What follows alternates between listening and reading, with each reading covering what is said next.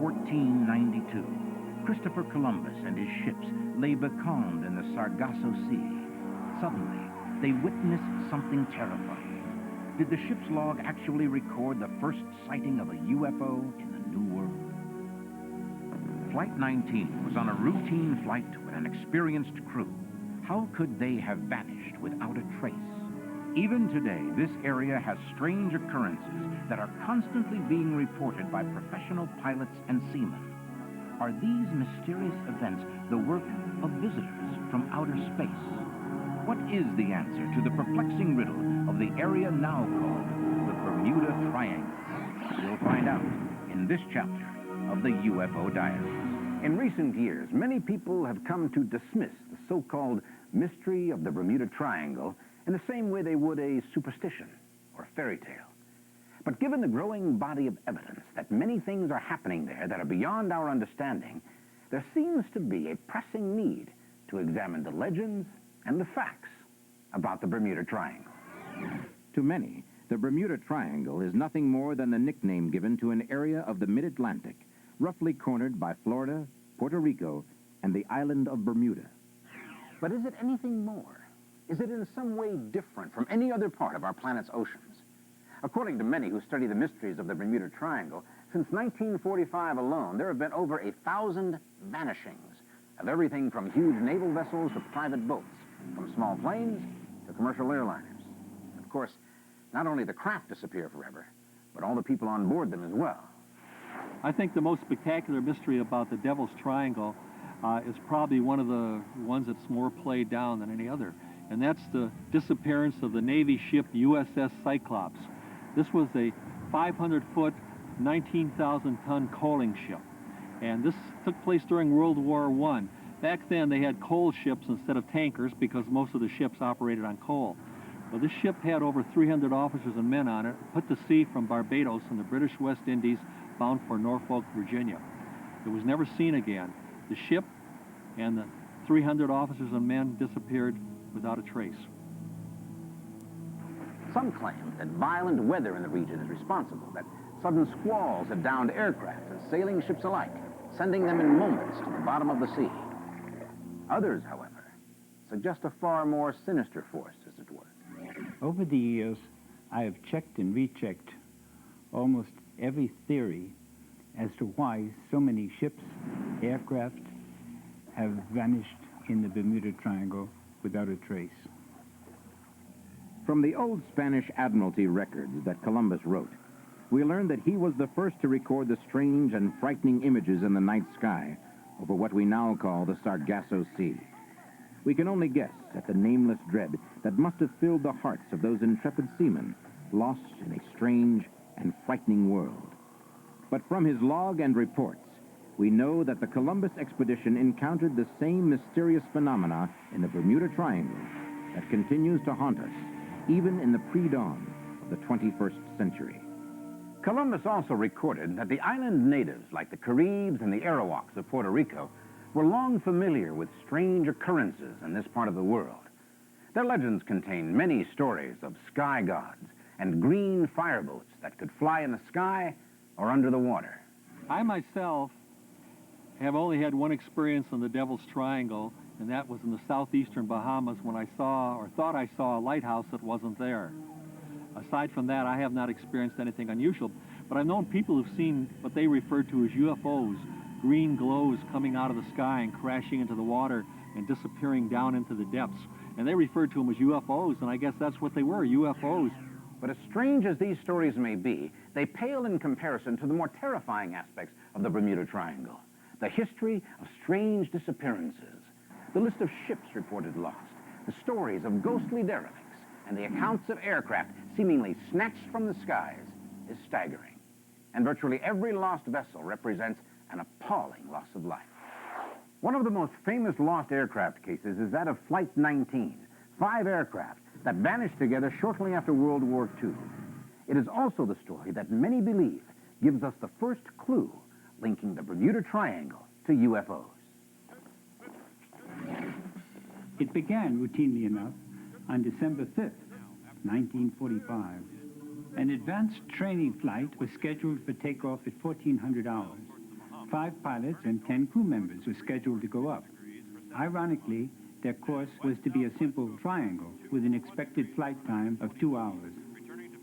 The flight leader was Lieutenant Charles Taylor, an experienced combat pilot with over 2,500 hours of flying time. Flight 19 had completed the first leg of the flight plan and turned north. Suddenly, all of the aircraft began experiencing problems with their instruments. This is Foxtrot 28, calling Foxtrot 36. My instruments have gone crazy. My instruments are malfunctioning too. Where are we? Some 40 miles away, Lieutenant Robert Cox, a training instructor, picked up their transmissions, but for some reason they couldn't hear him. Cox called the base station in Fort Lauderdale, which had lost contact with Flight 19, and immediately emergency procedures went into effect. Base operations continued to receive Lieutenant Cox's transmissions, which told them Flight 19 was lost and disoriented, but they could not get through to Taylor or any of his pilots. Ham radio operators up and down the coast were also tuned into the lost flight and monitored their frequency. Then, as night fell, one of them caught the last words to ever be heard from Flight 19. Don't come after us! They look what... What could Lieutenant Taylor have seen that caused him to insist that no one try to rescue Flight 19? Meanwhile, according to Berlitz, a huge search and rescue mission had already been launched. But then the first plane to respond to the emergency, a giant Martin Mariner with a crew of 13, disappeared from radar. In the end, Flight 19 and the Martin Mariner, 28 men in all, disappeared without a trace, as if they had passed through some window into another dimension. According to Berlitz, the Naval Board of Inquiry attributed the disappearances to malfunctioning navigational equipment that caused the planes to run out of fuel far out at sea. But is it really possible for this to have happened to all 6 planes simultaneously? Berlitz goes on to say that one member of the Board of Inquiry was quoted as saying Flight 19 had vanished as completely as if they had flown to Mars. Could that remark, in fact, be very close to the truth? In the southernmost corner of the Bermuda Triangle, there are many who would have no trouble believing that at all. Some experts think that the Bermuda Triangle is simply the region of choice for visitors to our planet. Could this activity be the cause of all the vanishings? Few people would deny that many strange and unexplainable events have transpired in the Bermuda Triangle. But is there evidence to support the stories of UFO activity? UFO activity different from that observed in any other part of the world? Puerto Rico is a continual hotspot for UFO activity, and it has been for years. UFOs being seen and photographed going in and out of the water just off the coast of Puerto Rico. Intense activity near a U.S. naval base there called Roosevelt Roads. And the Navy, of course, is very mum about this sort of thing. They don't say very much about it, but it's continuous. For example, there is a beautiful mountain in Puerto Rico in the middle of a tropical rainforest called El Yunque. For some interesting reason, it has continually been a spot of intense UFO activity. And when I was there with an investigator friend of mine, who I highly regard and highly respect, we went up on top of El Yunque. This place is swarming with Walking Hut security. Now, it's interesting to your viewers, I think, to note that Walking Hut Security is also the organization that provides the security at Groom Lake, Site 51, Dreamland, near Nellis Air Force Base in Nevada. Why are they all over El Yunque in Puerto Rico? Could reports of UFO abductions in Puerto Rico be somehow related to other disappearances elsewhere in the Bermuda Triangle? Sightings of UFOs are quite common in the Bermuda Triangle, as well as reports of persons kidnapped by alien beings. There have also been numerous accounts about disc-shaped UFOs under the water in the same way as they perform in the air. Richard Weiner, author of The Devil's Triangle, relates a case that seems to corroborate these reports of underwater UFO sightings. He tells of a charter boat operator named John Carpenter and of his remarkable experience in the Bermuda Triangle. Carpenter apparently saw two UFOs exploring the water with some sort of projecting energy beam. Carpenter then saw exactly what so many others had reported seeing. Carpenter's experience would seem to confirm that whatever is going on in the Bermuda Triangle goes through the water or through the air with equal ease. Is the beam that Carpenter saw coming down from the UFOs a clue linking these craft to the disappearances in the Bermuda Triangle? Perhaps these incidents are taking place in the Bermuda Triangle in such numbers because they are close to home. Many theorists believe that alien entities have been visiting Earth for thousands of years. Some even believe they may have found a culture here that was far in advance of those elsewhere on Earth. According to the ancient story, all of Atlantis went to the bottom of the sea after some natural catastrophe 12,000 years ago. Perhaps this was the Atlantis that has become a legend, believed to be nothing more than a myth. Are aliens, or the descendants of aliens, watching us from the deepest part of the Atlantic, studying us, and occasionally collecting specimens for study?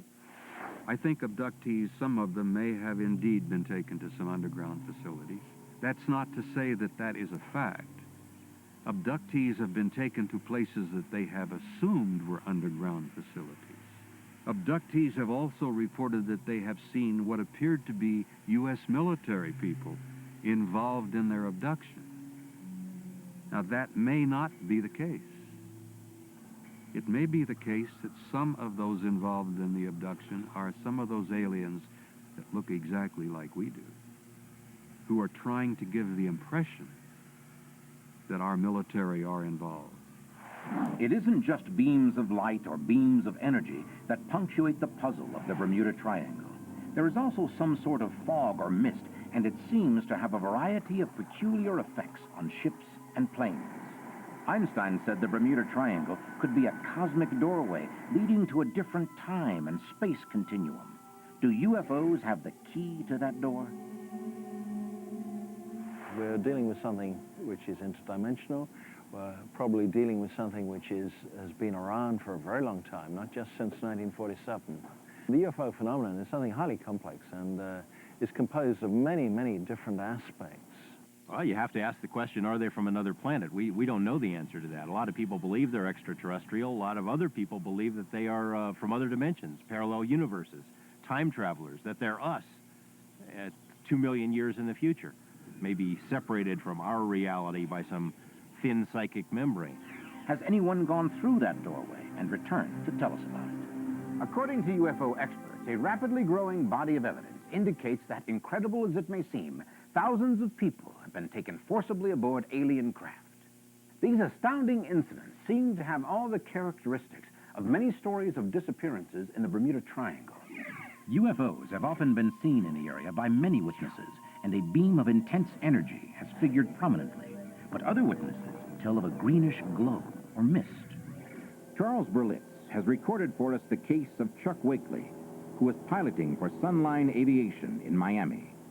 Wakely had completed a charter run to Nassau and was headed back to Miami. According to him, the sky was perfectly clear.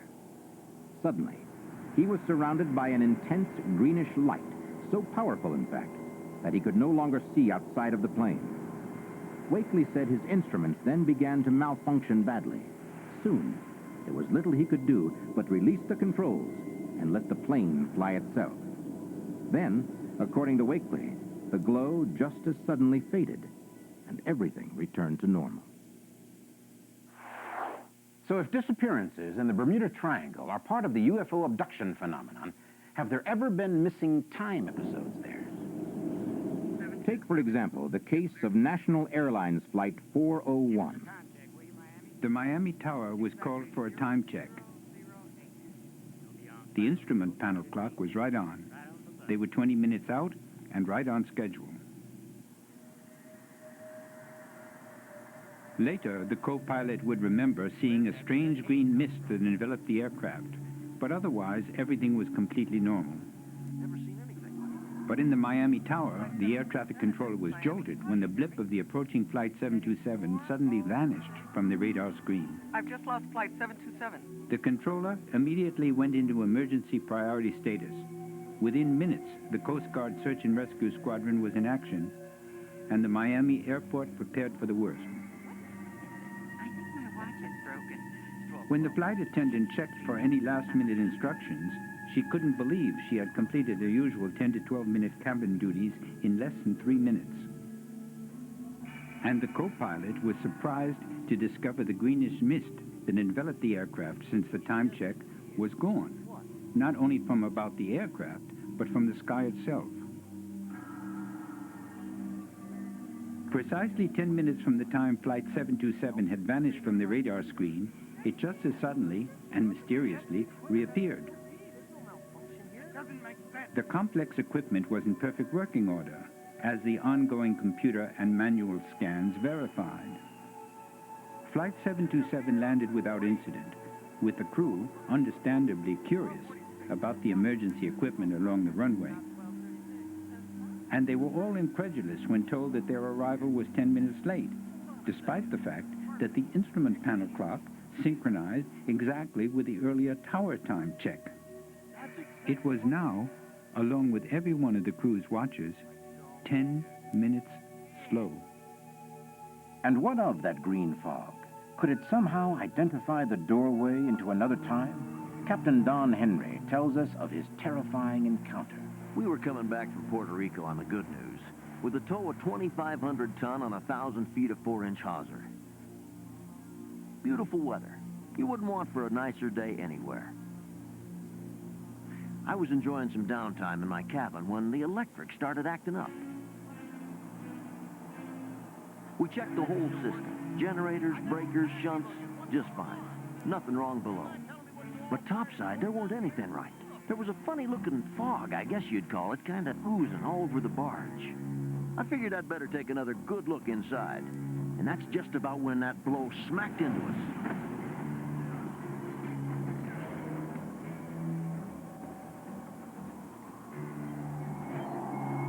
25 years at sea, I never saw the likes of that squall that come out of nowhere. All our instruments were going crazy. Compass, radio, radar, engine monitors, absolutely berserk.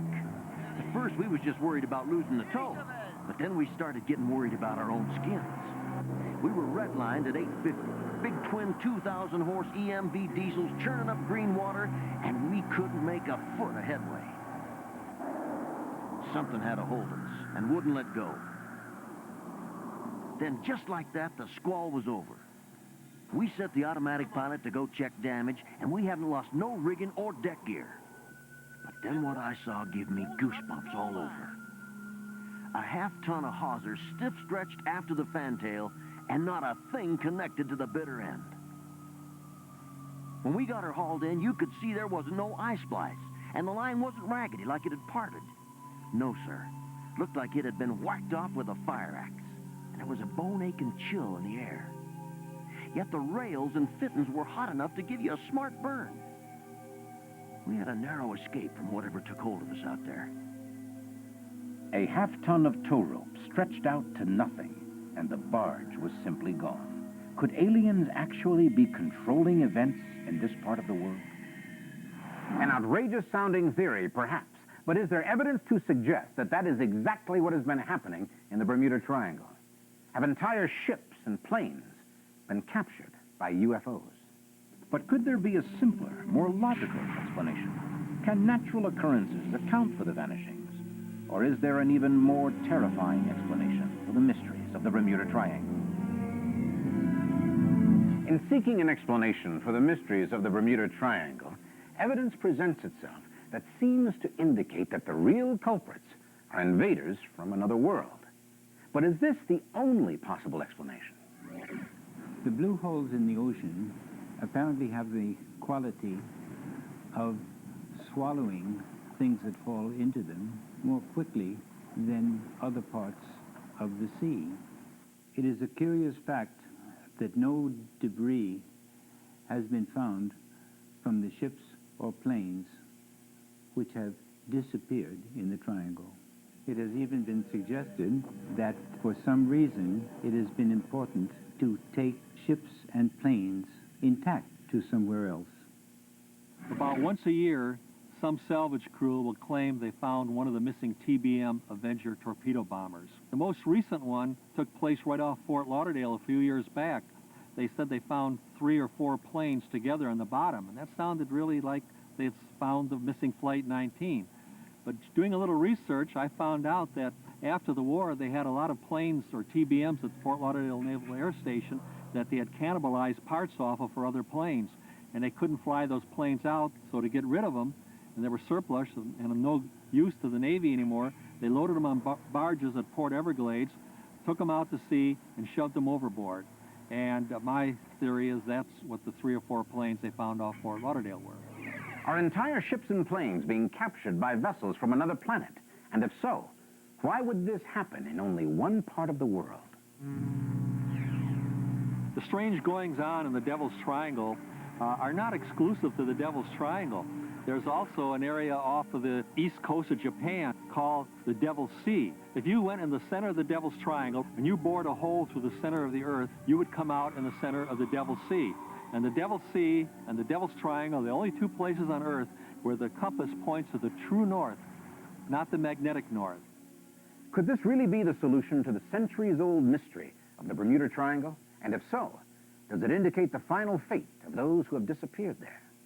It's a little bit unsettling that we don't know this yet. We should know it by now, but this is such a clandestine phenomenon that we have been unable to come to a firm agreement about what the concluding aspects of this abduction phenomenon is. However, we are on the verge of that. We're right now in information overload. Right now we know tremendous amounts about this subject, and we are closing in on the ultimate purposes. And I think within the next few years, we are going to completely solve this phenomenon, and we are going to know what the entire UFO phenomenon is all about. Thousands of people are missing without any explanation. That is, no earthly one. Perhaps we will someday know if alien visitors are indeed the culprits behind the disappearances and the missing time episodes in this most remarkable corner of our world's oceans. But until then, the terrifying phenomenon of the Bermuda Triangle remains another unexplained mystery in the pages of UFO Diaries. What is it that lies beyond this fence that the U.S. government would kill to keep secret? Is there a base hidden away in the desert waste of Nevada where the government actually flies captured UFOs? Do Russian satellite photos reveal the amazing truth our own government won't let us see? Can this man's remarkable story really be true? Did he work on alien spacecraft and help to make them fly again? Could the U.S. government actually be working with alien beings in a super-secret desert complex known only as Area 51? We'll attempt to penetrate the wall of secrecy in this chapter of the UFO Diaries. One of the most intriguing mysteries in the field of modern UFO research can be found not in the sky or in outer space, but in the Nevada desert, in a region identified on the maps only as Area 51. There, in the vicinity of the dry bed of Groom Lake, this complex reportedly operates day and night, seen by countless witnesses and photographed time and again. And if the rumors about it are true, this installation is the hiding place of one of the most amazing secret projects of this or any other century. And clearly there are secrets of some kind in this mysterious complex, because according to official government maps of the region, the entire installation simply does not exist. Why is this desert base such a secret? Is the truth about its purpose related to the continual sightings in the area of UFOs? After the Lazar story broke, the UFO watchers came here and discovered this land. They came here in four-wheel drives to overlook this secret base. In a recent interview, Robert Lazar claimed he was employed between 1988 and 1989 as a research specialist at a hidden base even more secret than the Groom Lake installation. When I went to work, I was flown from McCarran Airport in Las Vegas to Area 51. From Area 51, I was bused to an even more highly secure facility located about 15 miles south of Area 51 called S4. S4 is situated at the base of the Papoose Mountains by the Papoose Dry Lake bed. The S4 installation is built into the mountain and the 9 hangar doors are angled at about 60 degrees. These doors are covered with a sand-textured coating to blend in with the side of the mountain and the desert floor. According to Bob Lazar, it was in this hidden base that he worked on disc-shaped flying craft that were based on technology given to mankind by beings from another planet. Not only did I read briefings and not only was I taught the theories of these technologies, but they were demonstrated for me and I know they are true and accurate. Lazar went on to claim that there are several fully working flying discs at the S4 facility, but only one on which he personally worked. Because of its sleek appearance, I nicknamed it the Sport Model. The Sport Model is about 16 feet tall and 40 feet in diameter. The center level of this disc also houses the control consoles and seats, both of which were too small and too low to the floor to be functional for adult human beings. If the story Lazar tells is true, then this design is no mere fantasy, but a reality, and proof positive that Earth has been visited by intelligent beings from another planet. Could the U.S. government actually have one or more UFOs in their possession and kept such a secret from the public and the press for almost 50 years?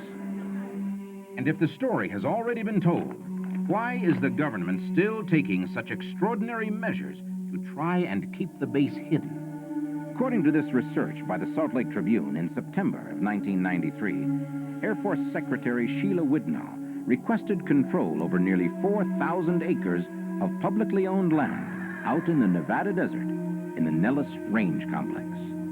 Glenn Campbell has dedicated the last few years to breaking the wall of secrecy around Area 51 and the mysterious base at Groom Lake.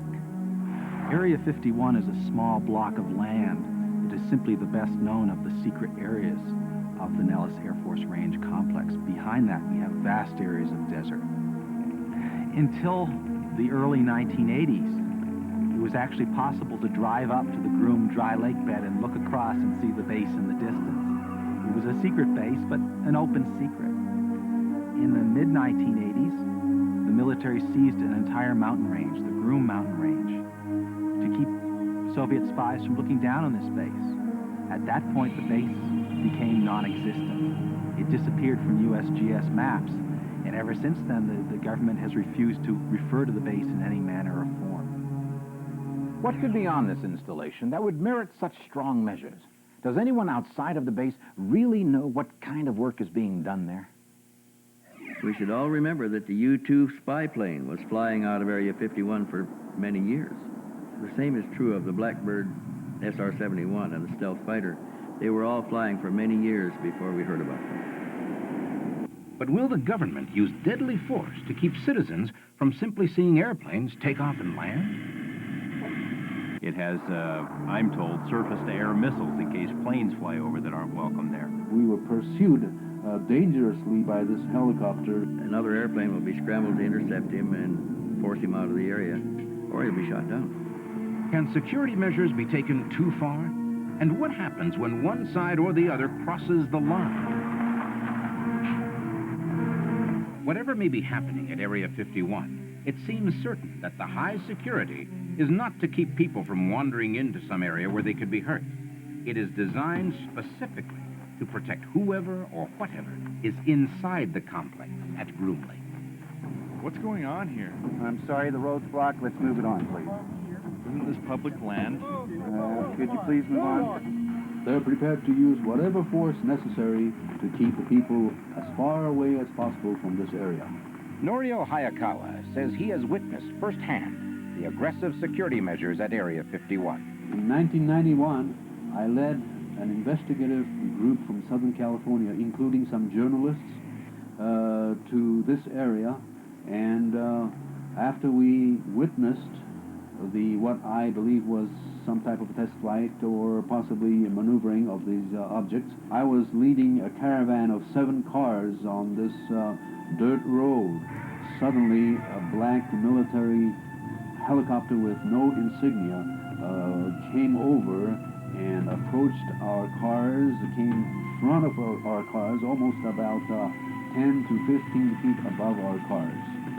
But if Norio Hayakawa and other curiosity seekers trespassed on military property, Could they not have expected to be confronted, even arrested? At no time were we trespassing the military area. We were well away from the military zone, and we were on public land. We had every right to be on public land, but yet we were harassed by this military helicopter dangerously.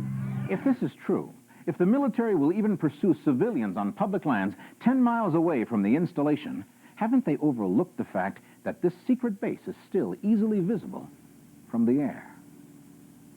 Would it not be a simple matter to fly low over the complex and see exactly what kind of work is being done there? Retired Air Force Colonel Wendell Stevens doesn't think so. The airspace over the Nellis Range is highly restricted.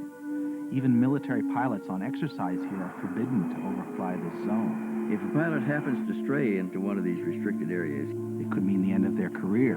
If he continues to fly in this restricted area, he'll be ordered to leave immediately and will be given vectors to leave the area by the shortest route. If he doesn't respond, another airplane will be scrambled to intercept him and force him out of the area. If you as a civilian pilot were to fly into Groom Lake, certainly you can lose your pilot's license. Or you'll be shot down. For 40 years, it has been the location of choice for testing black projects. The most secret projects in the world that our military is looking into, that's where they go. I mean, it's perfect for that. It's ringed by mountains. It's in the middle of nowhere. It has, I'm told, surface-to-air missiles in case planes fly over that aren't welcome there. It has motion detectors in the ground. It has ammonia detectors that can sense the smell of ammonia in human skin. It has surveillance cameras to see who's looking down on the base. So it is an extremely secure location. Of course, these kinds of security measures have been taken in the past around top-secret military installations. Could it be the next generation of high-tech weaponry is currently being tested? Particle beams, high-powered lasers, or space weapons? Or could it be something else entirely? Many of us have devoted a lot of time and energy to research on what's going on at Area 51, but no question in my mind that a new type of technology is being developed.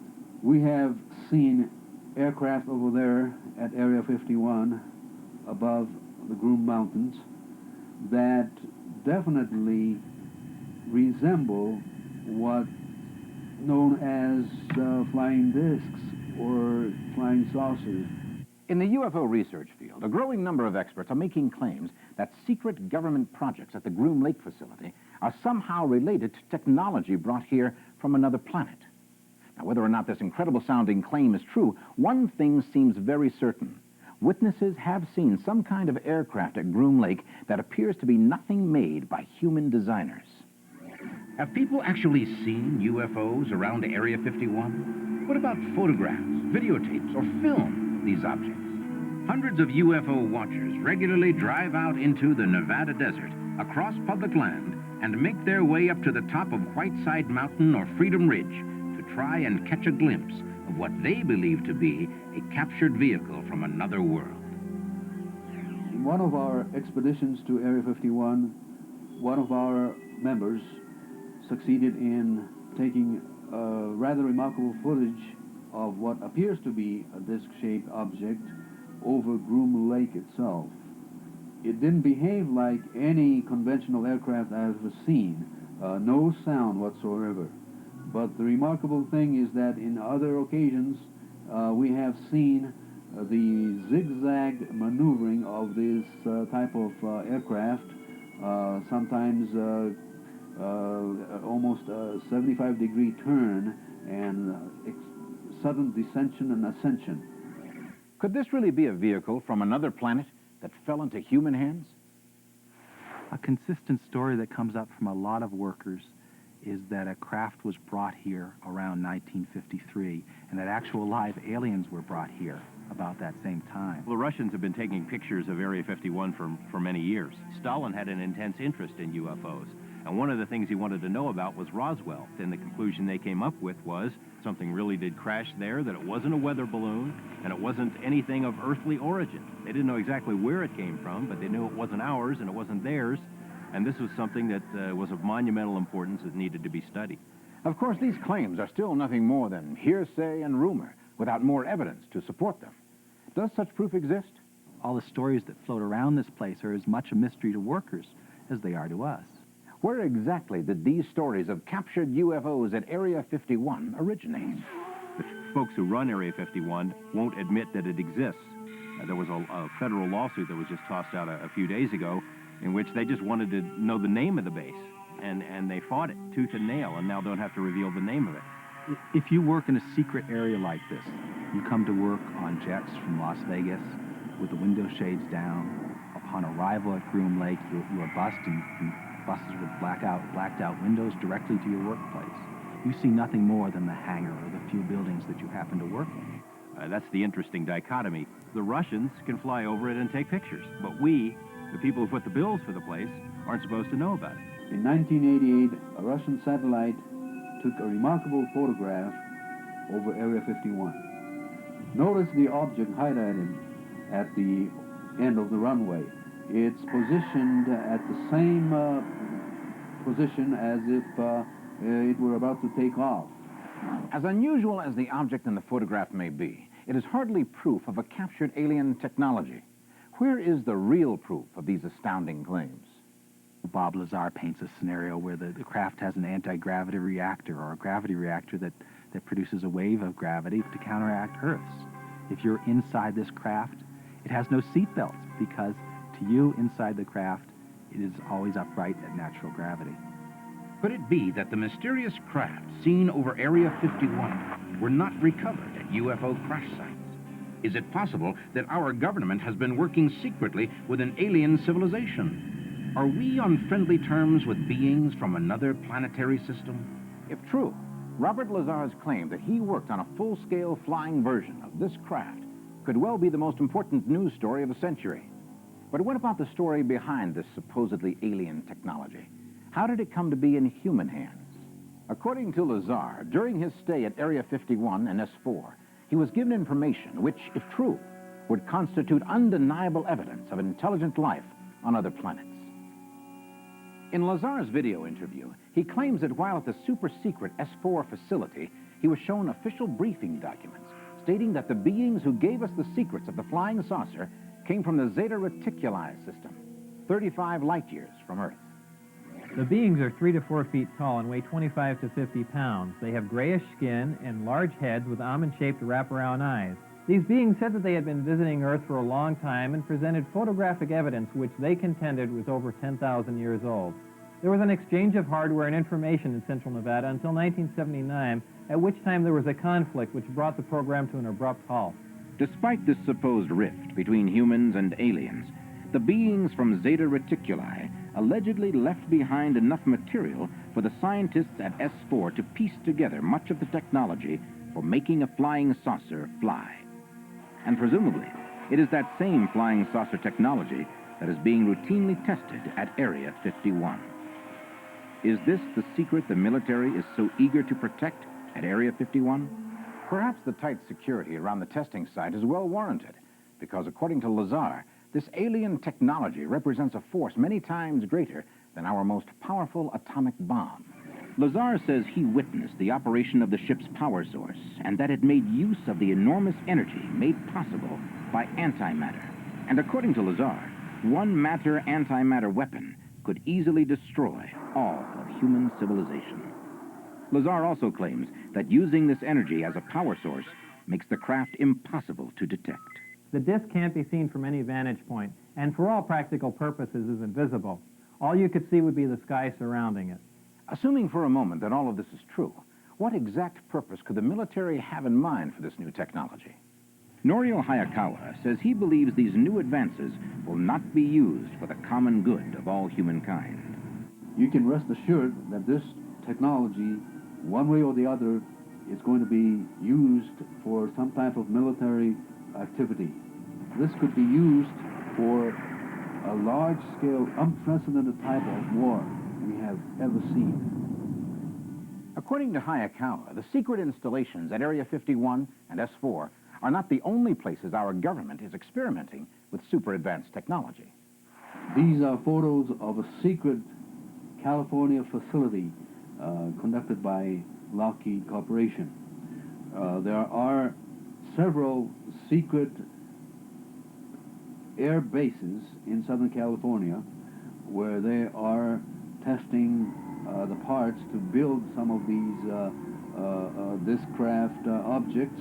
And the strange thing about these facilities is that you don't see any aircraft on the runway, no aircraft whatsoever.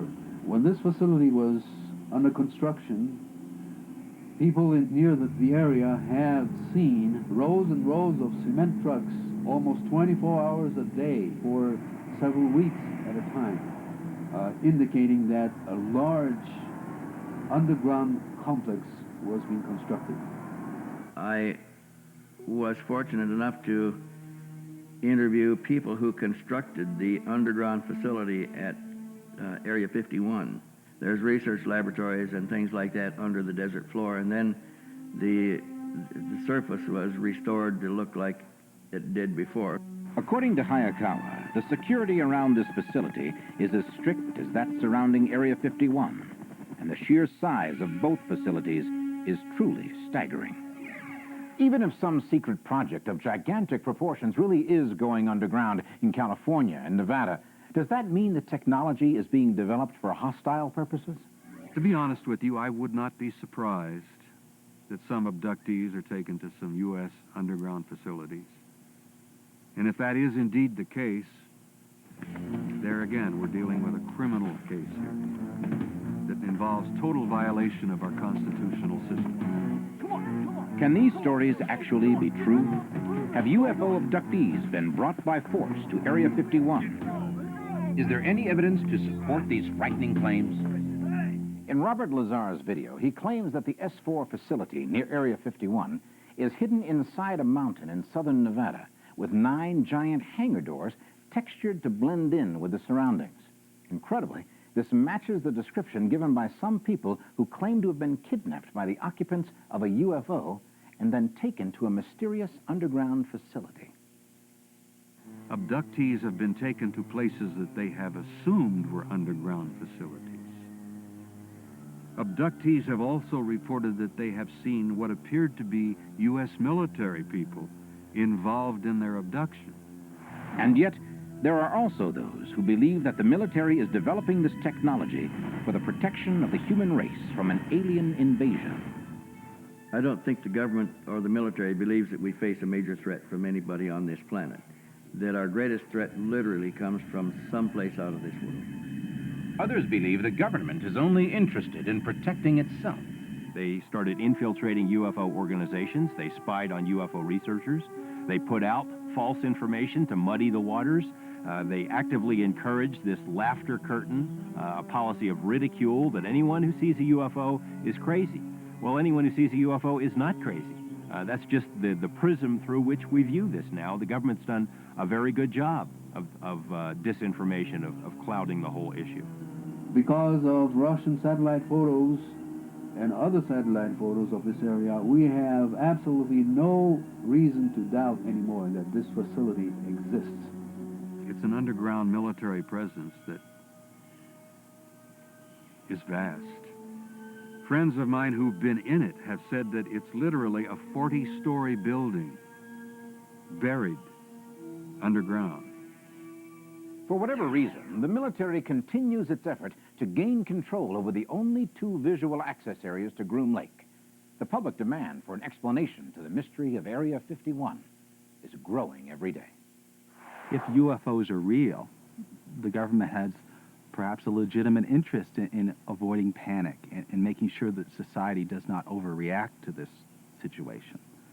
Purportedly, UFOs have been known to the government since the 40s and 50s. During that time, there was a lot of hysteria about communism, about world affairs. If you were to introduce UFOs at that time, perhaps there would be mass hysteria. Perhaps there would be shaking of the foundations of our society. So much of what has been said about Area 51 and secret installations is, after all, little more than hearsay. Is there any real proof? Any indisputable evidence that alien technology is being tested and used at Area 51? Could it be that locked deep beneath the desert floor, there is an alien spacecraft? Is it possible that behind the tightest ring of security in our history, there actually exists proof positive of life on other worlds? And if that proof is there, it brings up another, even more profound question. Would the world be better off if that startling disclosure were reserved for some future chapter of UFO Diaries?